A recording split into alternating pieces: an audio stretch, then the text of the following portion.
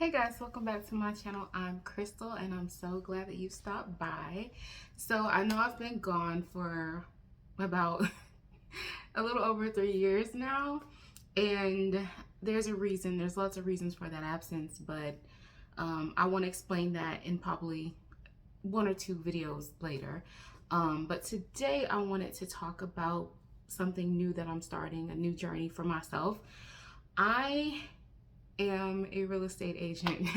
I got my real estate license back in September, and so I just want to share my first week officially as a real estate. I want to share my first week with you guys as a real estate agent in the Metro Atlanta area.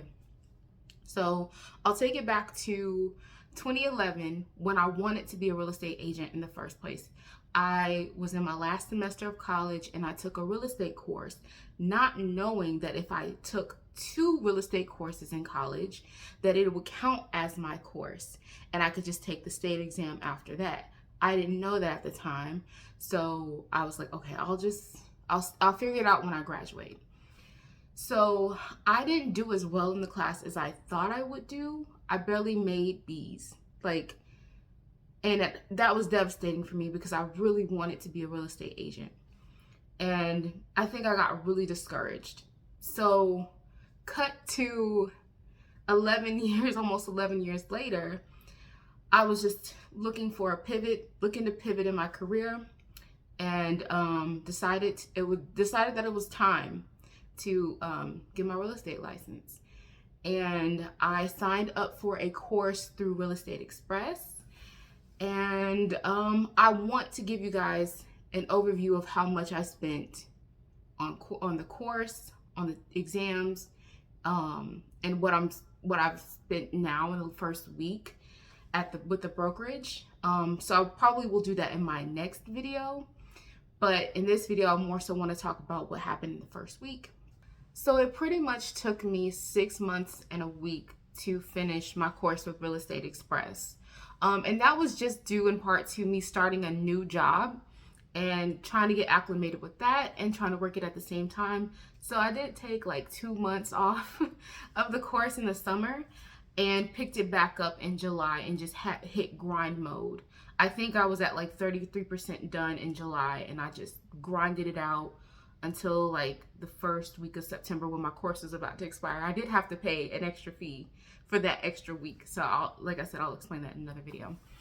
So I did really well in the course and did really well on my final exam. Even my instructor called me and congratulated me on my score and was like, I'm not worried about you at all. So I took the test a week later. I studied that entire week really hard. And I'll talk more about the materials that I used in the next video too. So I studied extremely hard that week, and I passed on the first try, which I'm pretty proud of. That test was hard, it was intense, and it was long. And mind you, I took my test at the Tactics location. If you're in Atlanta, you know about that location. Oh my gosh, do not go there on Sundays. Do not schedule your exam for Sundays. You will regret it. There is a church that is next door, and the music was way too loud. And my desk was vibrating, the computer was vibrating. It was intense. It felt like torture. So I would advise you, do not take your test at Tactics on Sundays. Sunday mornings, don't do it. It went on for like 2.5 hours of my 4 hours. It took me every bit of the 4 hours. I think I spent the last 30 minutes going back through some of the questions that, I wanted to, change my answers on or check my answers on. And so yeah, it took every bit of that 4 hours. And I walked out of there and I was so happy. I just want to say to anyone who has had to take the test multiple times and still hasn't passed, please keep trying. If you want this, if you still want it, please keep trying. I've heard of people taking it more than 10 times and passing it finally. Please keep taking it. I know it's hard. So a couple weeks after I passed the test, Well, I went through getting my background check and all that stuff done like that next week, because this was a Sunday, so the next week. And then a couple weeks after that, I spoke to a broker that I know. She's a family friend. I've known her my entire life. Our families have known each other. We grew up in the same neighborhood. She's older than me, but we come from the same place. And I spoke to her, and she kind of gave me like the rundown of the business. And she told me about her team. She has a team, and she told me what to expect, some of the fees to expect.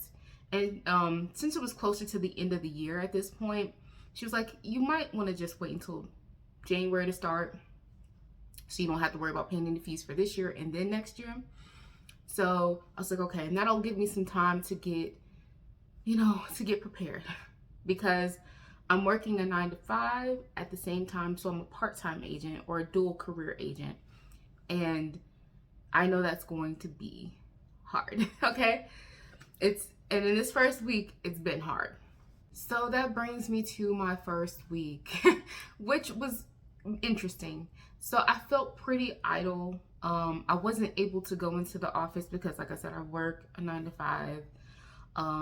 And so it was really all about just onboarding. I compiled a list of my contacts. Thanks to my mother, she knows a lot more people than I do. So I took some of her contacts too, and compiled a list in Excel that I'm going to work with my broker to get it into the CRM. And then I had an onboarding session with another agent who handles, I guess, the onboarding part of things.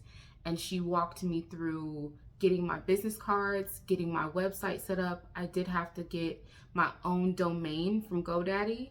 And they have a $2.99 domain, so go get that one.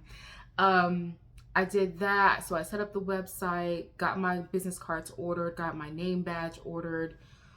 She walked me through some of the apps and systems that we use, and to help with marketing, to create marketing materials, to help with branding and all of those types of things. And so I still have a lot to learn. It took about 2 days to do the onboarding process. It was intense. It was a lot to go through.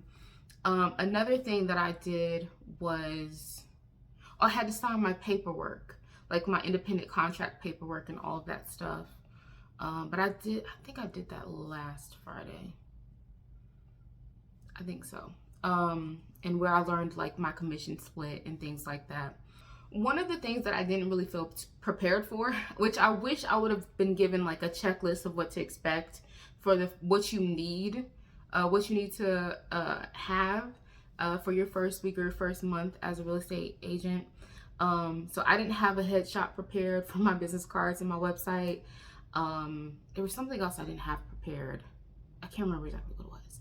But so I had to use my LinkedIn profile picture, which is pretty, it's a little bit more casual, but it's fine for right now. When I run out of those cards, I'll get professional headshots done and go about my business. Okay. So yeah, that's something that I really didn't feel as prepared for. I wish I had a checklist or something, or a little bit more guidance in that area. But my broker is busy. She's busy, which is kind of hard for me to like get a hold on her. But I did speak to her like almost every day. So I'm in contact with her, but we didn't get a time to like meet and sit down so she can start my training on, she wants me to help her with setting up this listing. And which the listing is really kind of special to me because it's a listing for one of the properties in our neighborhood that we grew up in.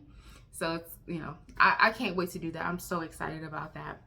But also she's supposed to help me get signed up with the board so that I can be a realtor instead of just a real estate agent. She's supposed to help me with like the courses that she wants me to take and things like that. I also have to do my post-license course as well.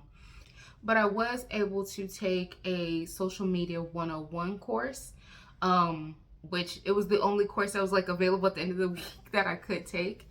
That's another thing that's really hard about being a dual career agent. is that a lot of these courses that are available are happening during the day.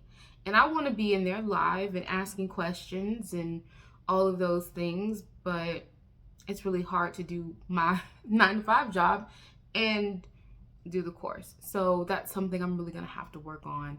And a lot of them aren't offered in the evenings or the early mornings. So I don't know what to do about that, other than I think they can send me a recording. So that's what I'm going to try to do. If I can't work it into my, my regular day. Also, one of the other things that I did in my free time while I was a little bit idle was just brainstorming how I can market myself, brainstorm how I can build relationships with potential clients and other realtors. Did a lot of brainstorming, a lot of watching YouTube and hearing about other agents' first week experience or first month experience or first year experience. Watching a lot of day in the lives, which was super helpful. I also drove around my area because I mostly will probably be primarily working out in my area, the Metro Atlanta area, Smyrna, Cobb. That's where I hope to be. And so I just spent some time riding around, seeing the new developments that are going up, seeing homes that are for sale because I don't have access to the MLS. That's what she's supposed to help me set up, get my access set up with the FMLS and the MLS.